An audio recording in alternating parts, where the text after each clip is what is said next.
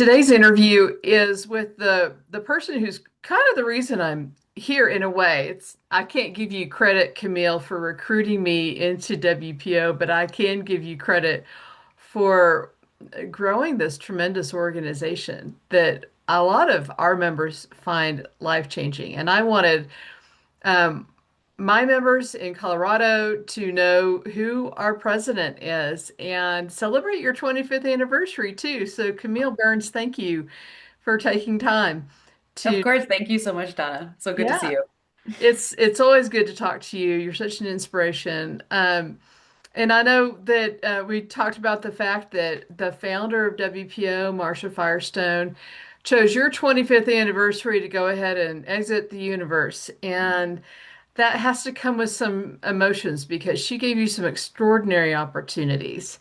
So, 25 years with one organization. Tell me about that mentorship and how you entered into this world of Women Presidents Organization. Yeah, sure. I'm a bit of a dinosaur that most people don't stay with companies for 25 years anymore. No.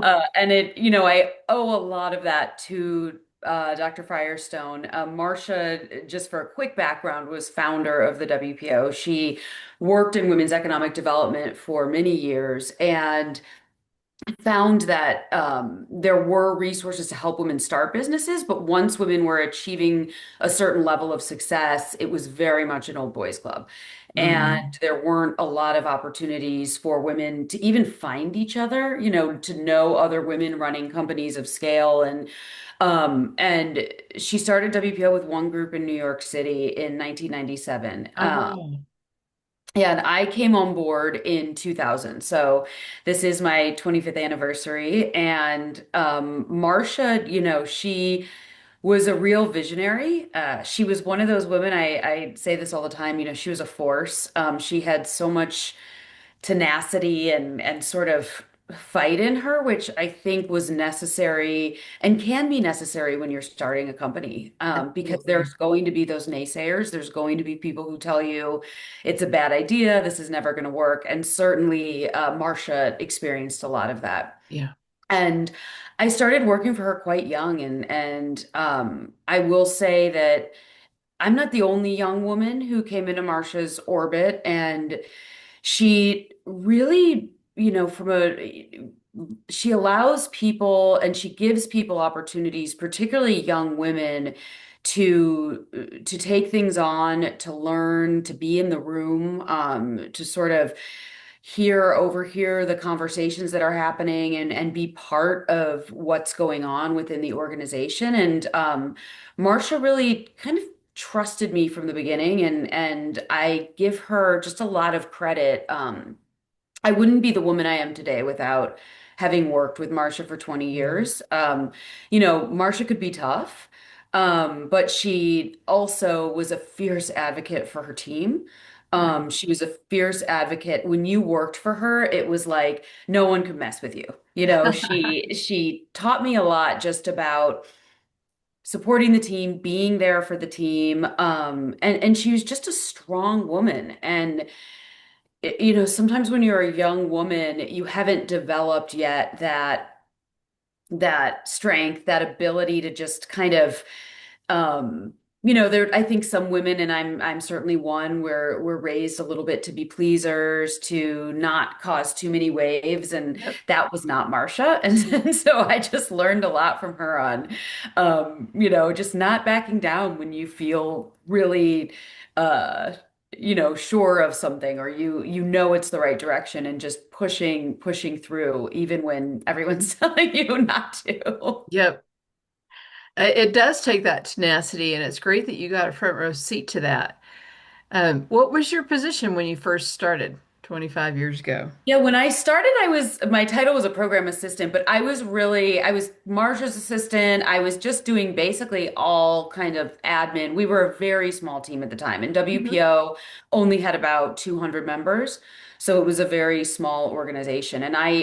When I started, I had no interest in business. Like that was not appealing to me, but I took a lot of women's studies courses. I kind of was just like my whole life. It bothered me when that I didn't feel like women were always treated the same. And I loved the idea of women in leadership positions. And I felt like that was the answer to so many issues that I had perceived. And so when I Yeah. took the job, it was really because I loved this idea of women CEOs, presidents, running companies, being the boss, but not at that time. It wasn't about small, medium-sized businesses. Like I just didn't understand or care much about that at that time. But obviously that changed.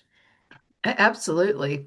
At what point in your work under Marsha's direction did it start to become apparent that you're being groomed to succeed her? Probably, I would say the last 5 or 6 years of her tenure with the organization. She started saying to me and to the board that she thought I was the right person for the role. And what's interesting about that is when she first started having these conversations with me, I was just terrified. I was like, I can't do this. I saw her as this really kind of strong human being, and I felt like I'm not going to be able to do that. But she really had faith in me, and she really believed that, and would tell me that she believed that I was the right person, and got the board behind it. There were board members who knew me and also believed in me, but there were certainly board members who didn't know me as well, or um, when we started having these conversations, I was in my mid 30s, and there were certainly people who felt like, I didn't have enough experience, or maybe we should look for someone who's been a CEO of a company before. But Marsha really was, I think, determined and fought for me. And I'm really grateful for the opportunity because I know my career wouldn't be what it is today without Marsha's support and backing. Absolutely. I can share that fear that you had because I used to be I'd have people ask for me to coach them, and I was intimidated to coach a CEO because I hadn't been a CEO. And then Mhm. once I had a top officer position, it changed my confidence level 100% because I knew exactly what was going on in that position. But as a CEO of this organization, watching the trajectory of its growth, I think you are demonstrating leadership as a CEO. So it really pays back in your ability to also be a mentor to our members. Um, I just think you've done a really outstanding job, and I'm curious to know how you started to visualize where you wanted to take this after Marcia stepped down and you took over in that seat. Mhm. It was tricky because when I had all these ideas, as anyone who's ever been, second in command does, right? You have all these ideas of what you might do or what you'll do when you're in that role. And I came into the role in January 2020. So, we all know what happened a few months later. The world Mhm. shut down, and a lot of my plans were kind of put to the side. But that allowed for a lot of change, I think, as well for the organization. And for me, it's always been focusing on our core audience, who our members are, staying true to that, and really trying to stay within the mission of the organization. What is the right focus to help support women entrepreneurs? As we kind of came out of the pandemic, I went back to one of my passions, which was growing the organization globally. I think there's so many women around the world who need this kind of community. In many ways, it's even harder in other countries for women to find other women who are running these type of companies, and to be able to work with women and talk about everything they're dealing with, and process their issues and opportunities within their businesses. Um, so that's been something that has been really exciting for me because I just want to be able to support women in a meaningful way Yeah. and help women grow and scale companies because I see so much. give back from women, giving back to the community, all of taking care of their employees. I saw that, I've seen that time and time again when economies have been difficult and times have been tough, how much women care for their people. And so I've wanted to make sure that we're continuing to help people in a meaningful way. But one thing that's been very important to me, Donna, is not growing for growth's sake. Yeah. Like, I don't want to just have tons of members so I can go around and say how many members we have. I want to make sure the high touch quality, I think, is something that makes WPO special. Yeah. And I think even as we're moving more into this digital world and with AI and everything else, that human connection is so important. And I want to make sure we maintain that. It's absolutely true. I know in my chapter, the friendships that have evolved over the past few years are really the reason that people are still here. And even those who decided to leave have told me, I really hate leaving this group. I love the women. I Yeah. love the women. And I need something for my business right now. And I have to just honor that. Um, I do things to try to keep people engaged because you never know who's going to come back. Hmm. But I think you've created an atmosphere where we are free to be human and connect authentically. And I see that in every form. It's so much fun. In fact, I've told my members if you travel on business, take your directory out and call some people up. I guarantee they'll meet with you. And it Hmm. has been true with me, and it's been a delight. In Austin, in Seattle, I can book up an entire day with WPO members who Yeah. are just eager to connect. Hmm. So, how do you think we've done such a good job in building that culture? What have you done to nurture that? I think so much of it goes back to the chapter chairs, honestly. Safety is so important, and WPO only really works when you've created that safe environment. And that's why confidentiality is so important, and just finding the right chapter chairs who can create that kind of space and can really work to make sure that everyone feels included, that it's an inclusive environment. That's something that's been really important to me in my, particularly since I've been in this role, is making sure that, we've got membership criteria, but that's about it. And when you meet the criteria, coming into the room and feeling like you belong and feeling like the Mhm. other women are peers and understand what you're going through. But really, it goes back to the chapter chairs creating that safe space, making sure everyone feels like they can talk about whatever's going on because WPO is only going to benefit you if you're honest. If you're telling everyone this is what I'm dealing with and Mhm.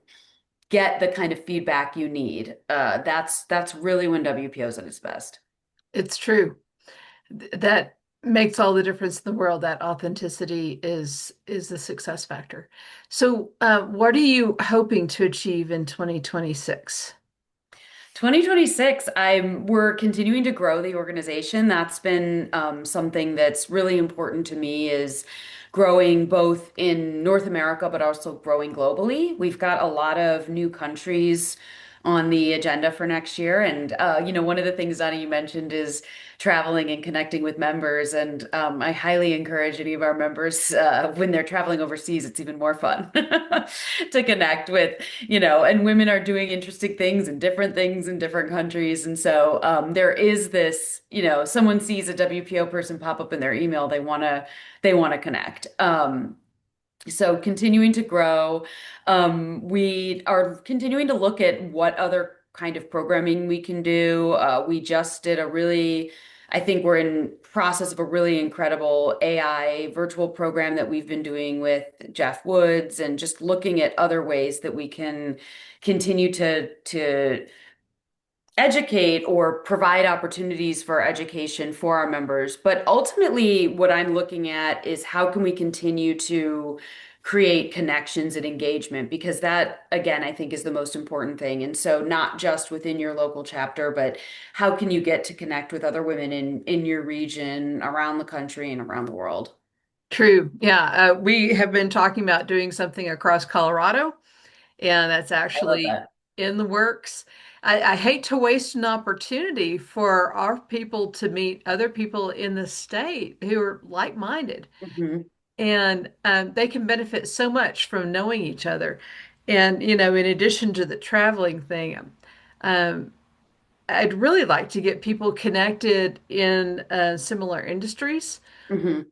And, even though we don't have anything that formally exists, I have one member who is really trying to scale her business. So I just went through the directory and I reached out to like companies and made the introduction for her. And she really appreciated that. So I think there are a lot of opportunities for us to Mhm. learn from each other. I love the generosity. You're right. You put WPO in the subject line, and people will say, "Oh yeah, I'm going to Yeah. respond." Yeah, yeah. And there's also just so much business opportunity within the WPO. And as business conditions change, it's important to see who you might be able to align with, who you might be able to partner with. As global business becomes more complex, connecting with women outside of the country, if you're thinking about or hoping to expand into a different country, there's just a lot of opportunity. Yeah, especially when you're thinking of growing internationally, it's really critical. I'm so happy that you've invested in the infrastructure. We have this great new database. We have lots of opportunities to be able to connect with one another, and I just really appreciate what you've done and how you've grown your organization. How many people work for WPO now? The team is about 11, but then we have almost 110 chapter chairs. Yeah. So, the chapter chair community is really, I think that's just an incredible group of women as well. Women who dedicate their time and energy to wanting to support women entrepreneurs is something really beautiful about the organization. Yeah, I love connecting with the other chapter chairs. That's half the fun. They're Yeah, really amazing women. yeah.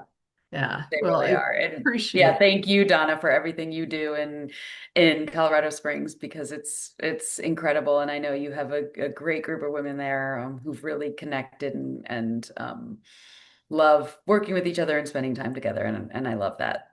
It's been fantastic. And we created our chapter from scratch the year that we had Forum here. And that was a really great shot in the arm because all of the PR I got from Forum really helped to attract new members. I think I added two to three directly because of all of the social media interaction Oh, regarding that's Forum. So I'm always encouraging the other chairs, okay, if it's in your city, brace yourself. yeah. Brace yourself for growth. Take it full advantage of it. Well, Camille, what one thing would you like to say to members and potential members as we close this conversation today?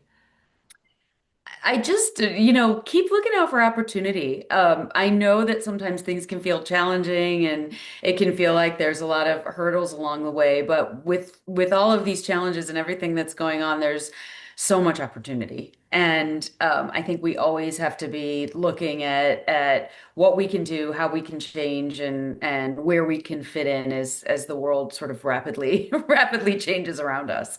There's nothing we can do about that, but look Yeah, for a exactly. place for us to serve, right? Thank you so much for giving us your time today. I appreciate it. Thank you, Donna. So good to see you.